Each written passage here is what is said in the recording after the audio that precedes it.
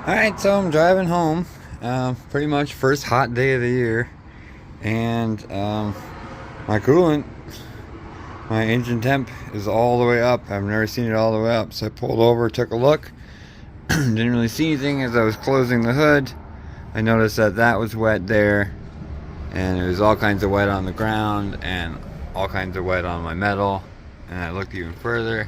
Saw at the bottom of this fan down here was shooting coolant out.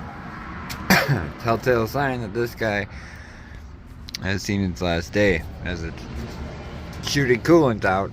You know, that's a pretty good sign. So that day I got online O'Reilly's. They next dayed me for free. One of these guys, really starting to like O'Reilly's home delivery.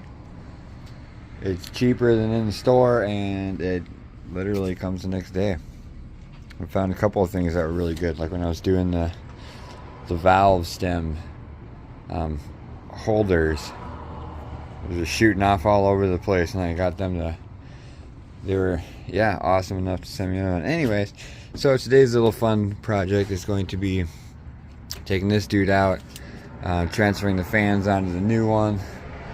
While I'm doing that, I figured might as well finally pull the trigger on the brand new hose kit. So I'm going to be changing out all the hose since I have to dump the coolant anyways. I do have a little bit of coolant in there left, but I went to the store yesterday and got a brand new one. So I'm rocking 1 and about 1/3, maybe 1/4. And some of the old stuff. See, as it sat, it just kind of kept draining. So first things first, going to get the car up off the ground a little bit, so I got a little bit of room to move under there. And then empty out this coolant. Alright, got the car up. There's proof. Got it draining. Just took this hose off, took the radiator supports off, took off the reservoir coolant. About to start pulling off these excess zip ties that lead to the electrical, and then I can start pulling off the fan. See what it looks like down in there now. Alright, got this fan off. It was a little bit hard to get to.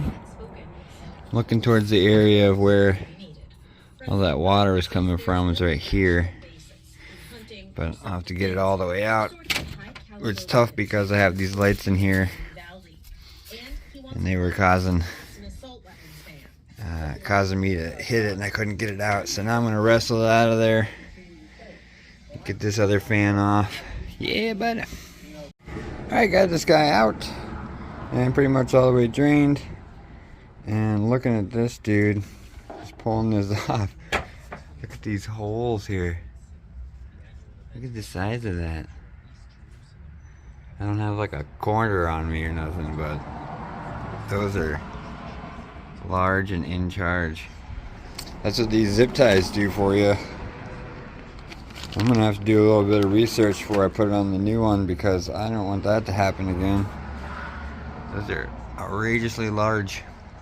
That's some spray paint, I think. But it was coming, it looked like it was shooting out from over here. I'm not really sure what I'm looking for. That looks like it might be a hole. I wonder if I can turn the light on while I'm, no. You cannot turn the light on while doing this.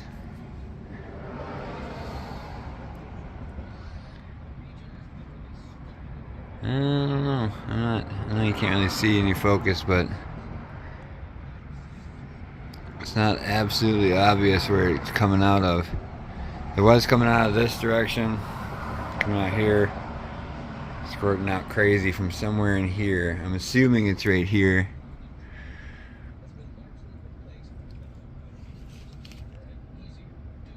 It definitely looks gnarly enough.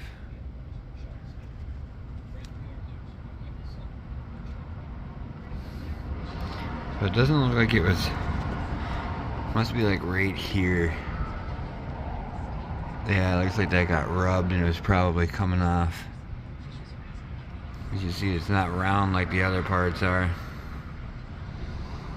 It's flat. It looks like a little bit of a hole or something. That's all it takes for it to come. I mean, it was spraying out. It wasn't like coming out like a major stream or anything like that. It was literally just like a spray bottle, like a mister, but like constant. So yep, I'm gonna look into figuring out a better way to mount those. Maybe they were just too loose. I don't know. This one's pretty loose. This one was broken in the original car accident, so that's why that's kind of funky like that. But all right, I'm gonna do some research. Well, there it is. That's the front of it. Gone through a couple of spray paintings and whatnot. There's the back. Getting it all. Got the fans off and on the floor here. Turn off the NPR. The floor's on there, so I'm gonna pull out the new fan. I'm gonna do some cleaning up down here. Definitely needs a little bit of love. And then, yeah, think about swapping out some of these back here. I'm not sure how far I'll get, but looks like these are lining up pretty close. So hopefully that'll work. Yeah, just get the fans on the new radiator here. All right, got it settled in there. Went in nice and smoothly. I love that it's already painted black. Just nice and black for me. Yeah, so I'm gonna go ahead and throw some hoses on, see how they fit. Alright, so I got it in, test fitted the hoses. This fit. This one might be a little long. I might have to trim it somehow. Shouldn't be too hard. I have plenty of tools to do such things. I just got my fans on there. Looking extra dirty now that they're on this nice clean radiator. At least I got them on the right side. So I'm going to trim up the thing, slide it back in there, and make sure the back of the fan is in a good enough spot there as to where it won't be too rubby-dubby. So, yeah. Alright, moving right along. Alright, got everything back in there. Fans plugged back on. I only did the one tube here. I tried to do this tube. Tried trimming it down a bunch of different tries, and I just could not get it to fit on there. So I might deal with the rest of these. I don't know. I thought about taking this off and returning it, but at some point I'm going to need new hoses and all here anyway, so not a big deal. I've eaten less for more. Shit, I just saw that this fan wire, of course, now that I've taken it off, I'll deal with that in a little bit. It's auxiliary anyways. I only need the one. Yeah, and it's both of these are powered to the same thing, so shouldn't be too hard. Just pop off a couple screws here, rewire it. Not a biggie. I kind of saw that coming. I might do it here too, just because it's already kind of fraying. Should have done that while I had it off. Didn't even think about that. Yeah, so I'm gonna go ahead and fill this guy up, see if it holds water. Hopefully it does. Move on from there. Alright, so as you can see, got the car out. Got the right thing going here. Got a little tie-dye action. I believe that to be some of the blue from all the way down to the bottom. What I'm doing here is just squeezing this guy. And squeezing this guy. Trying to get all the air bubbles out. It's gonna be a bit. Alright, got it all back in there.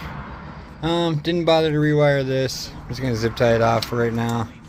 I ran this guy at 4,000 or 5,000 RPM. I just let it sit there until it came with temperature, until the fan came on twice. Still wasn't getting too many air bubbles after hitting and bumping and shit, so I just fucking throttled it to all hell, and a bunch of more bubbles came out, so then I just held it. It was about 15 minutes on and off of about 4,000 RPM, and I finally got what I believe to be the majority of the bubbles out. I think I've been having a little bit of idling problems. I thought it was because I was using a different ECU than what I should have been using. So I think that might have been part of the problem, was I had that pinhole leak. I couldn't really tell because of all the rain we've had. it wasn't just splashback. It might have been leaking for a while. But I did just check my coolant not that long ago, and it seemed pretty good. So might have just had a pinhole leak, and it was enough to bring air into the system. And that might have been causing my problem, because even after the brand new ECU, which I didn't even tell you about, but I got another ECU with an excellent warranty on it. And actually, that's kind of an interesting story, is because I ended up, I called this one place that had factory remanufactured ones for like $325, and even though I told them exactly what engine it was, they, as soon as I said engine swapped, they were like, absolutely not. They're like, I don't care how well you know your car, how well you know your engine, we absolutely will not do it. So then I found a guy selling the ECU online, but he had the VIN number for a manual transmission of the 95 Civic, which this came out of. So I tried to do that, but then I realized that he had left one of the numbers out of the VIN number, which makes me wonder why he even put it in the first place. But anyways, I ended up just buying that ECU and getting like a $50 4-year warranty on it through Assuron or whatever off of eBay. So I got that guy rocking in there. I may at some point do a warranty claim and be like, oh, this fucking thing doesn't work, and give him the other old one with the big burnt hole in it if I didn't throw it away. I feel like I should start a collection of blown up ECUs. So I've got at least 3. So yeah, coolant's all back in, good to go. I'm gonna try, and now that this is all done, I'm gonna try and finish up my shift knob, which is extremely close. I just need a little bit more carving at it and a little bit more, just a little bit more time. But majoritively, I need more coffee. So I'm going to do that first and then get on that. But that should be the end of it for this quick little video on me replacing my radiator. Super easy. The only problem I had was the Mishimoto hose not fitting right, but that's my own fault. I ordered a 88 through 91 Civic, not a 95 Civic, so, but even the OEM one I had to cut originally to make it fit. So you know, engine swap problems, the usual. Everything else seems to be good. Still have my oil leak. I'm thinking that's from somewhere before the O-ring going down, because the only place it's showing up is right on top of this and on the inside of that. So if the inside of that in there is getting oily, that means it's coming from somewhere right in there, that little crack coming down, dripping onto that thing. Anyways, radiator repair done. Next.